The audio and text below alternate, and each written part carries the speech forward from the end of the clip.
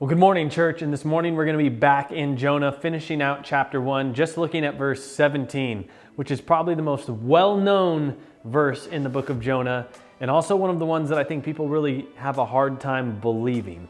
And so in verse 17 is where the most famous part of the story happens. It says, "The Lord appointed a great fish to swallow Jonah, and Jonah was in the belly of the fish 3 days and 3 nights."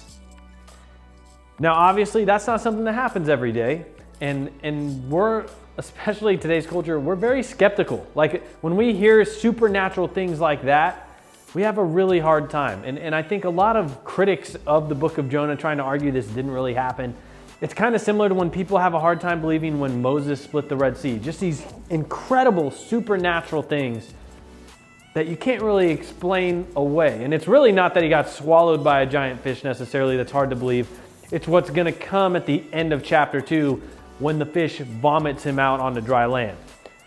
The fact that he survived being in that whale. And unfortunately, we love to be skeptics of the supernatural, but we worship a God who is in control of the supernatural, who is in control of everything in nature, that things that don't make sense to us, and there's plenty of things out there in nature that are mind-blowing to think about.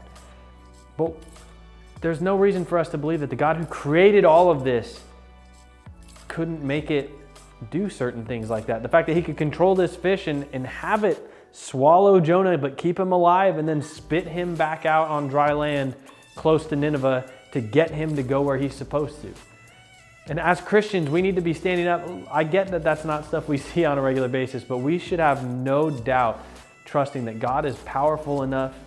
He is just in control enough, all of those things. This is not a tough thing for us to believe, that God could actually go about his plan in this crazy way. He uses all sorts of insane ways to carry about his plans. And so tomorrow we're going to begin to talk about what Jonah did while he was in that big fish. You notice I'm not saying whale, it does say big fish, it specifies. Could have been a whale, but it just says big fish.